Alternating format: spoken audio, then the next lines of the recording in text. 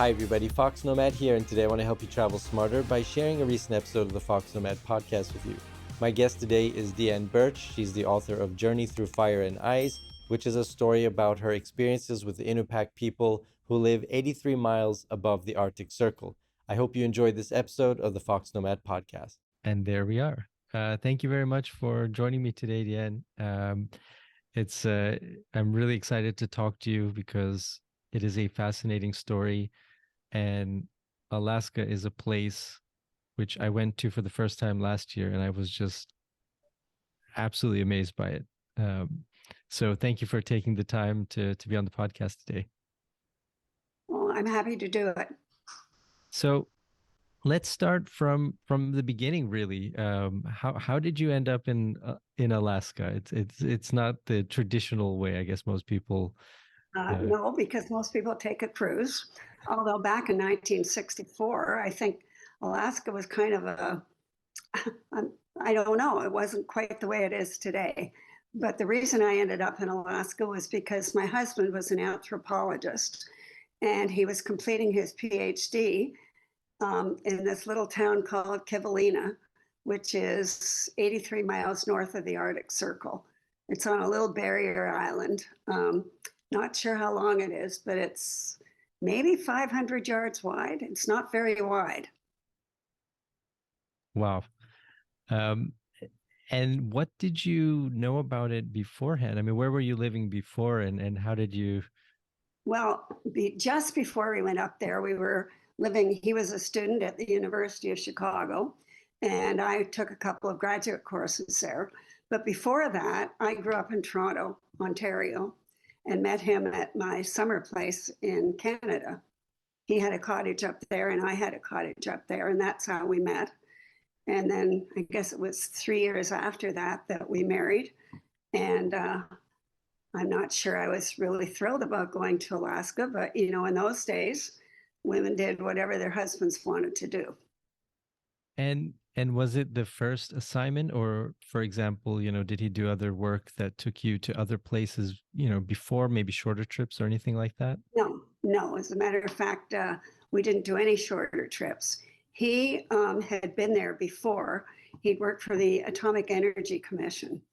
And of course, he was a bachelor at the time. So I think he enjoyed his time there with being a bachelor more than he enjoyed his time there with a wife.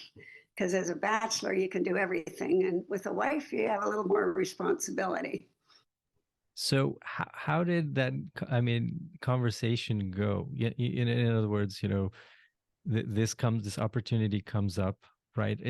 Or is it something that he chose to say, okay, this is the opportunity came up to be part of the Atomic Research Committee, but he chose to go back to Kivalina because he said he'd always wanted to learn more about the Native people of Alaska, Native people up there known as Inupiaqs. And so after he had spent, I guess, 10 months in this little village of Kivalina, he decided that was where he was going to return to do his study on the natives. We had planned on being up there for 2 years. We were going to stay in Kivalina for 1 year, and then we were planning on going to a village called Shungnak for another year, but that didn't happen. And I'm thinking, this is a time before the internet, so now you wouldn't feel as disconnected, but I mean, you might still feel as disconnected, but especially without any, making a phone call or things like that. I mean, you're going to a place where you're totally disconnected. Totally disconnected. The only thing that we had was the mail plane that would come in twice a week. I just want to turn my phone off. Didn't want somebody to. Nope. Which the mail plane came in twice a week if the weather was good.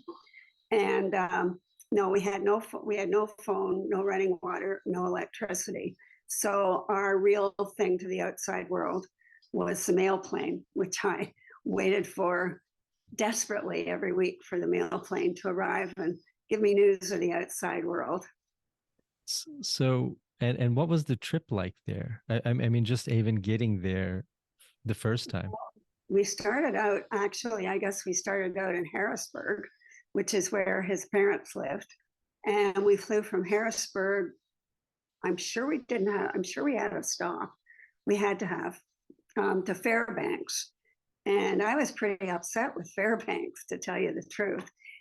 When we first got there, it was snowing and it was very slushy. And to me, it felt like the end of the world. And of course, my husband kept saying, well, when you get to Kivalina? And so we spent 3 days in Fairbanks, and we went to what was, quote, the modern store in Fairbanks, which was a Safeway. And we knew that we could import, if we had to, we knew we could import food from the Safeway. I think my husband Tiger was looking forward to maybe just having, just eating native food, but he also liked to eat other things. And so I think he had planned on ordering a lot of steak when winter set in.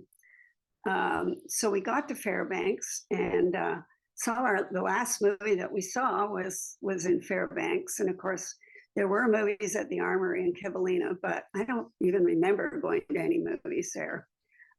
We then went from Kivalina to Kotzebue, and that was a real eye-opener to me. I mean, I had a lot of culture shock when I got there, never having been in places where people lived in one room, and there might be 9 or 10 children, and that really disturbed me. And I had studied social work. I had my BA in social work, and I felt that I could probably change these people with, just with a little bit of help. Well, of course, my husband didn't want them to change because he was studying them as the way they were. At any rate, we were stuck in Kotzebue because there was a whiteout. So we were there for probably 3 days more than we had anticipated. And I was happy because I knew that we were going to be leaving everything behind. We couldn't go to a restaurant to have a hamburger. We couldn't take a bath unless it was in a large wash tub. And we wouldn't have electricity or plumbing. So I kind of relished the fact that the weather was not good enough to fly to Kivalina. When we got to Kivalina, I guess culture shock really set in. I had no idea what the village was going to be like. My husband had not prepared me in the least bit. And I arrived in this little village, being the only white person up there. And I think they thought I was quite strange because I had green eyes and blonde hair. Of course, the school teachers were white as well, but they weren't there at the time. And we had come up there to really live with them and not participate in some of the things the school teachers did. So that was probably one of the most difficult aspects of being up there, was participating in everything that the natives did when we were up there. And I'm assuming there's a language barrier as well. So not really. Most of the people from probably 50 down spoke English. I mean, some of them, they had very definite, I would say, definite ways of speaking.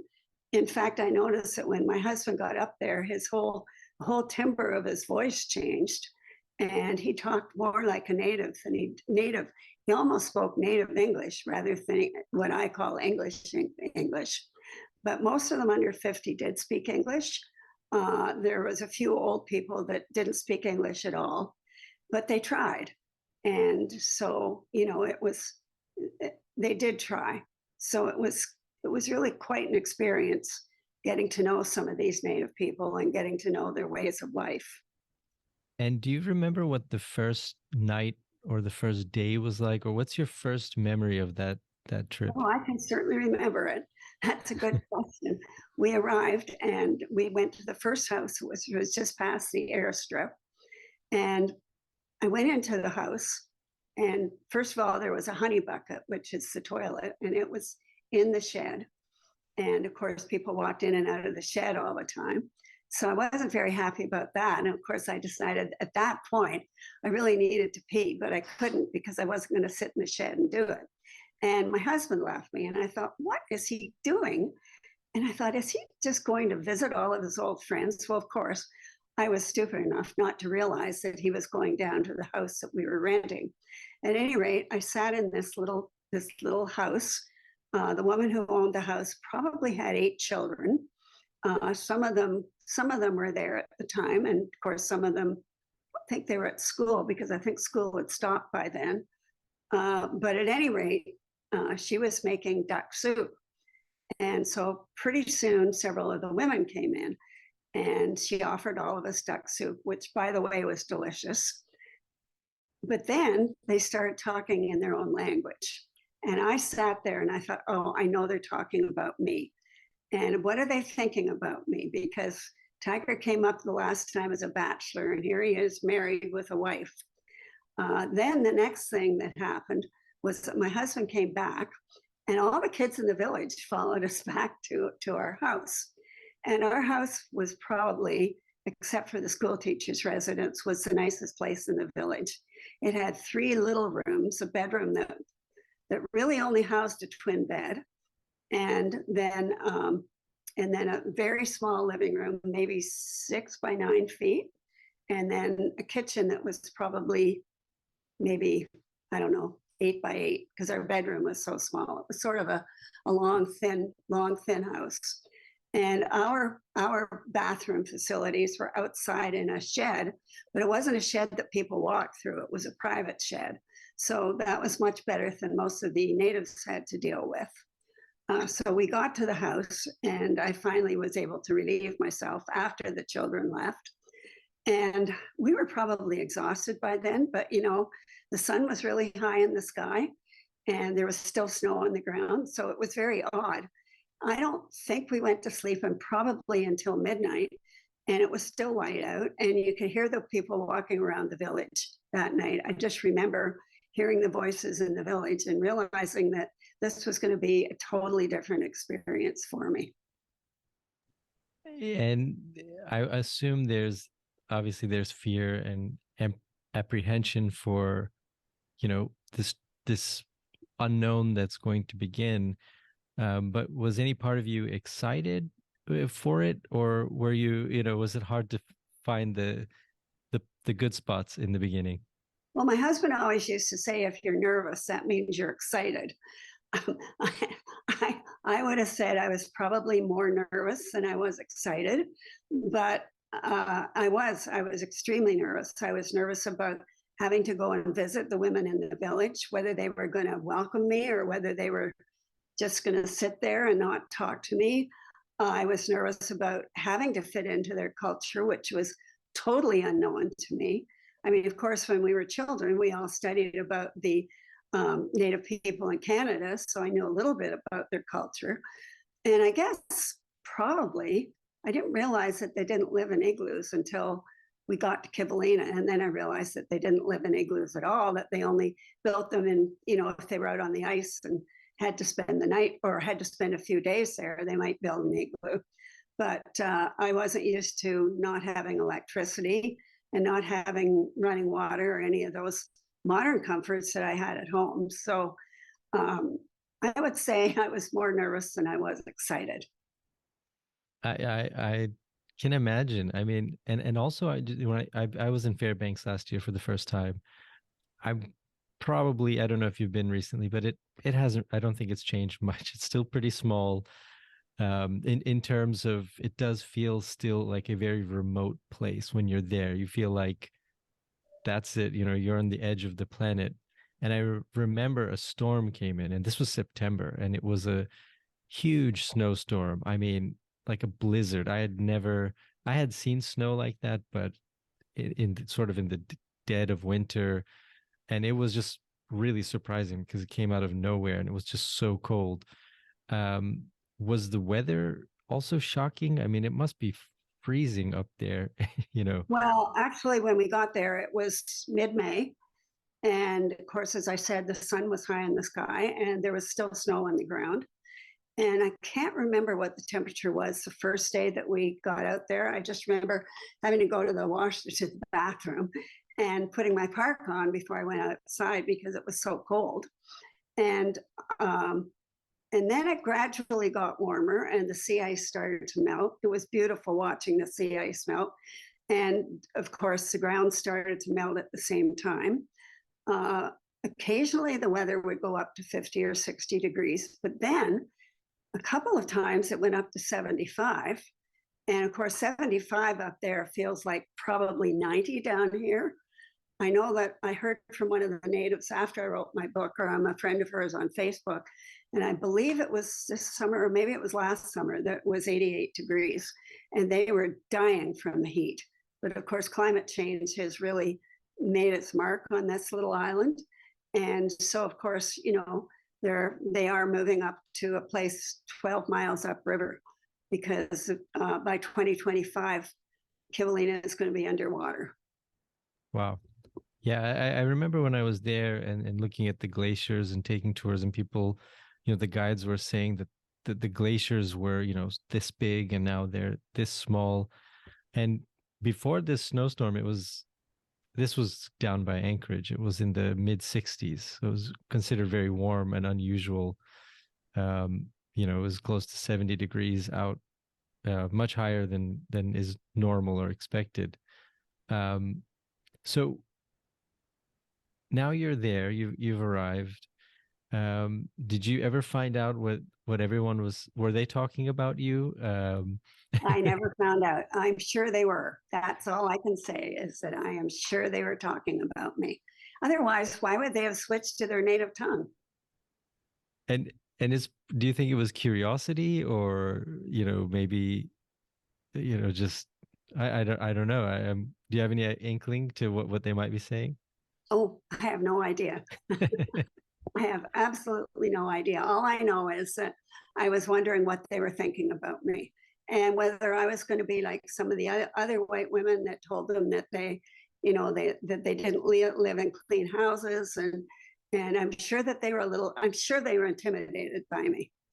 I didn't think they lived in clean houses either, but after a couple of weeks, I realized that it really wasn't easy to keep your house clean up there without running water and having to get ice either from the upriver or later when you brought the water in by buckets.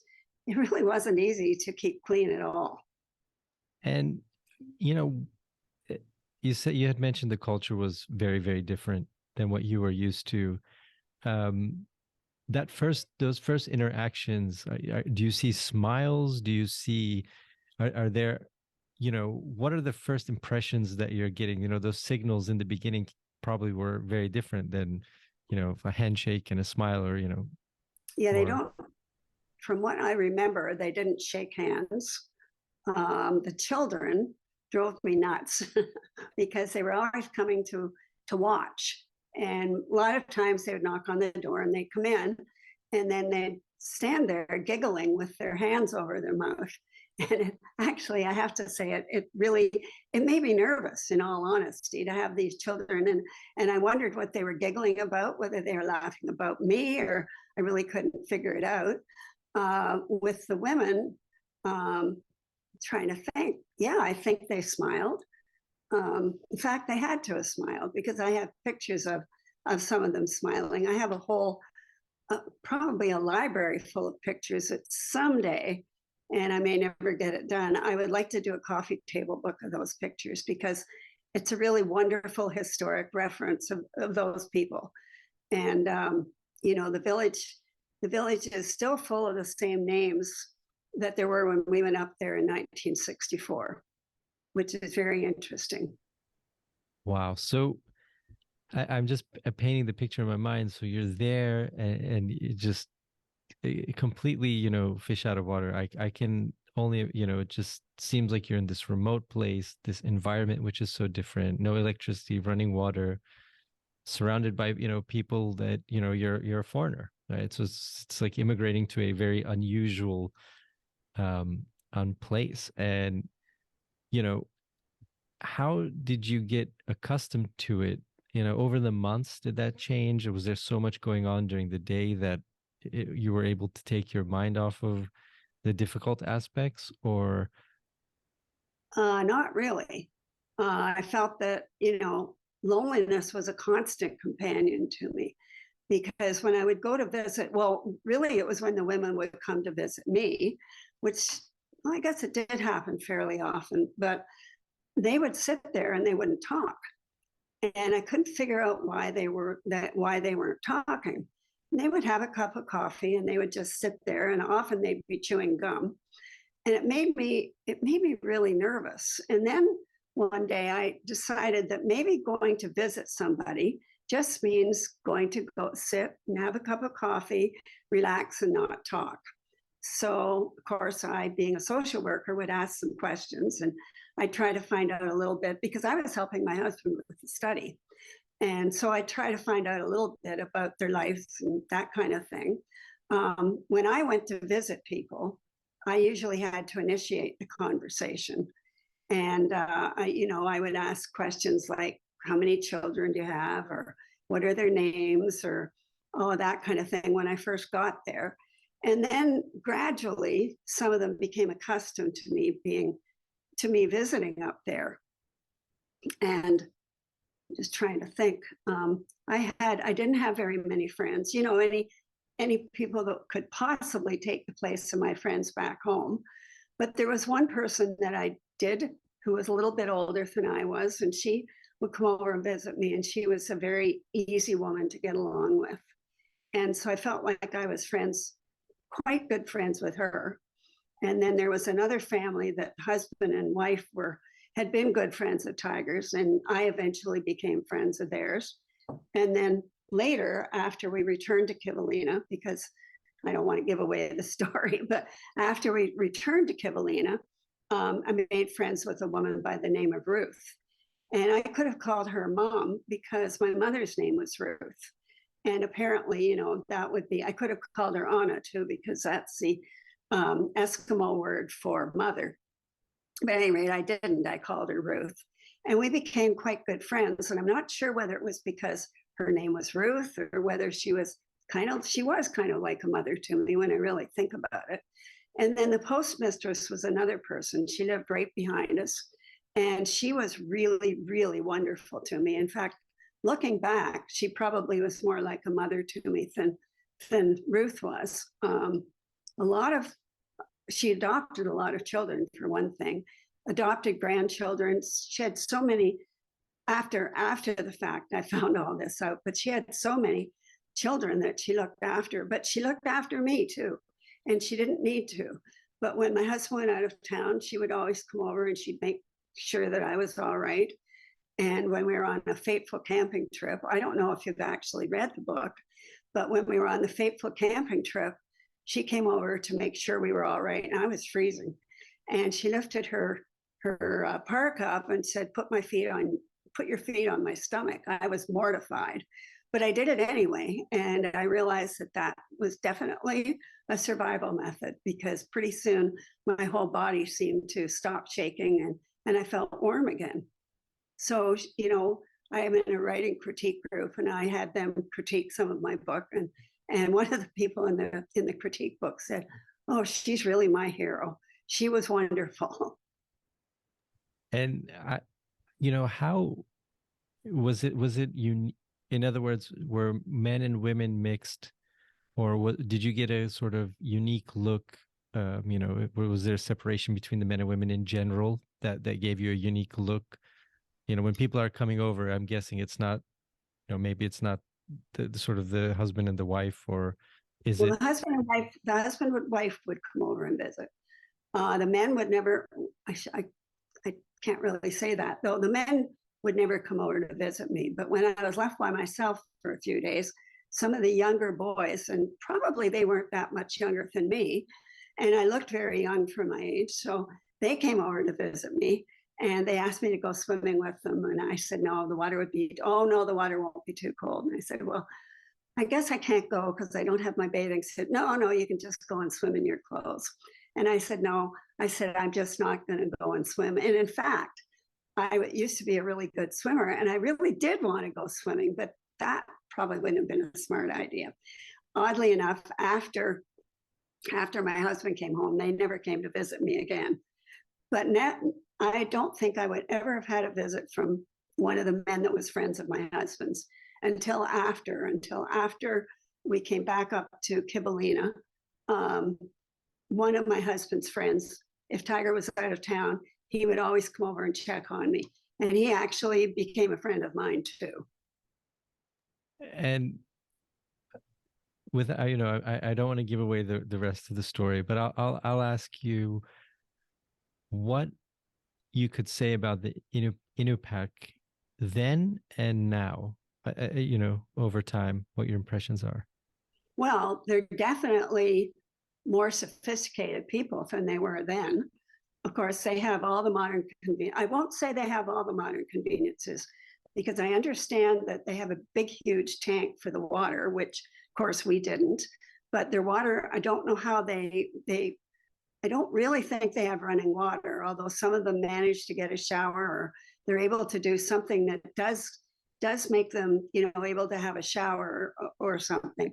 I don't believe they have, maybe some of them have toilets at work. I mean, I'm sure they could, so maybe they do. But they have electricity. They're all on the internet. They're almost all on Facebook. I don't know, I shouldn't say all, but I have probably 45 Native friends that are on Facebook. And I'm fascinated with their life today, because some of them will post pictures of meals that they've prepared. And they're just like our meals, or they look even better because they probably take more time with them than we do. So culturally, I think it's changed a lot. And I read a lot of posts on Facebook. Their English is really good. Although when they're talking to each other on Facebook, I don't understand some of the words that they use, because they definitely are some of the native words. And the other thing I learned was that when we were up there, of course, the missionaries had banned all of their cultural things that they were supposed to do. They weren't supposed to tell stories anymore that were handed down from generation to generation. They weren't supposed to do their dancing, and they weren't supposed to do their drumming. Well, that's all changed now. Their cultures come back, and it's actually come back with a vengeance, because now they teach the children the native language in school, which I think is pretty wonderful. I think it's wonderful that they do that.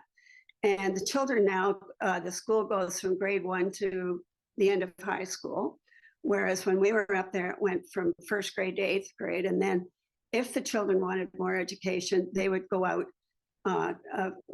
to another place to further their education. And some of them did it, and some of them didn't. And invariably, a lot of the people did return and lived in Kivalina even after they'd had a high school education. I don't think if they had a college education, they returned. One of them who read my book, and I don't think she has a college education, but she said to me, I read it twice. And she said, I read it because I want to remind myself why I don't live up there anymore. So,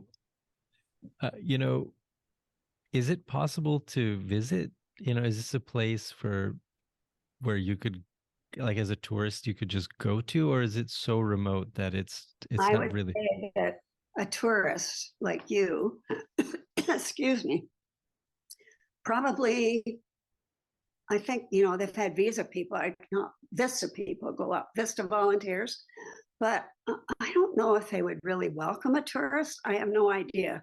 I really wanted to go back, and now I'm sorry I didn't. It's funny, I was thinking about it today, because I had taken part of my family and my significant other up for a cruise.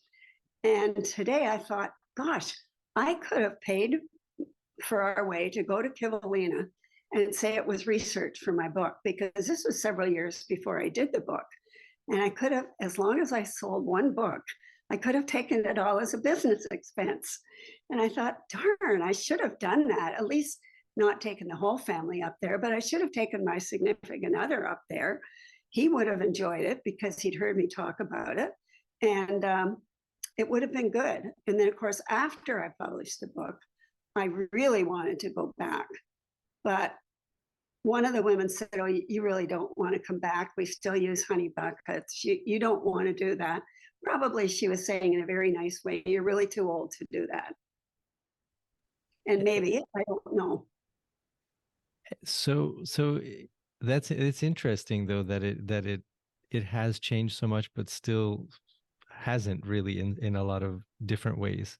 No, it hasn't, because I've noticed a lot of the pictures on Facebook, the men have been whaling. They've gotten belugas. And apparently, which I didn't know, they always say a prayer before the men go out whaling, so that they'll come back successfully and that they'll have a successful hunt. And they do that with all the hunting things, which I didn't know when we were up there. And I assume my husband knew, but he never told me. And I suppose I could have found out if I'd asked, but I never thought to ask that because I was a woman and it just didn't occur to me. Although the women probably, I don't know why I didn't know that, because they're the ones that would say the prayer. And I guess sort of wrapping things up, what was the things that come to mind? You know, what was the meal like? What would you eat on a regular basis? Well, we did have a lot of canned goods. So I learned to cook tuna fish 1,000 different ways. But really, we had a lot of the time we had Arctic char, which, I know it's you can get what, but the Arctic char that you got up there was absolutely delicious. I mean, I loved that. That was one of my favorite meals. And we had caribou meat, and I learned to cook caribou. I roasted it, and one time I made beef stroganoff out of it. And I guess we froze it, so that we'd have fresh meat. What else did we eat? Oh, I remember cutting up a seal with one of the women one day. And we were out of bread because I'd been busy cutting up seals with this woman. And I used to make my own bread when we were up there. And I thought, what on earth can I have to eat tonight? And then all of a sudden I thought, oh my gosh, I've got the seal liver. So we did have some onions that were sprouting, but I cooked up the liver with onions. My husband didn't really like it, liver, but I'll tell you, if you've ever had calf's liver, this was twice as good as calf's liver. It was delicious. So, and maybe it was because I really hadn't had a lot of fresh food, but I thought it was I thought it was wonderful. And what else did we have? We stored seal oil, so that when we went on trips, we would take dried fish and seal oil if we went on a camping trip together. So the dried fish we would dip in the seal oil. And of course, if it was really cold, you could take a teaspoon or two of seal oil and that would keep you warm. So we survived on a lot. Oh, and berries. We would go, or the women, that was the women's job, was to go and pick berries. And we'd go down the coast to pick the berries and bring them home. And the women there stored them in seal oil. And I couldn't imagine storing berries in seal oil. So I decided, which was very stupid, that I would store my berries in water. And of course, they were ruined. And then within 2 or 3 days, if I'd only been smart enough to put them out in the storage shed, they would have been fine. I've kept berries in my refrigerator for, a couple of weeks and they're fine. So I learned a good lesson, and we did go out berry picking after that. And I did get some berries, which I ended up being able to freeze. Wow, that sounds like a very fat intensive diet, protein and fat, like. Well, I agree. And I think that the people up there probably had a much healthier diet than they do now. Oh, they also cut greens that looked like spinach almost, but I'm not sure what it was. And you could boil the greens. I thought they were a little sour, but if you haven't had greens for a long time, the greens were pretty good. And I'm trying to think what else they had. They had other things too. And a lot of the women now are making salve for pain out of various things. I think some of it is beluga oil. I'm not sure. I just bought a salve the other day and I wanted to try it because I have restless legs. And so I tried it, and actually it kind of worked. I'm going to have to try it again. So, and of course it's supposed to work for pain, and I'm sure it does. And how, after you've visited such a place and you've lived this different life and you've eaten these different foods, how does that change you going forward? Both physically and mentally? Well, that was in 1964.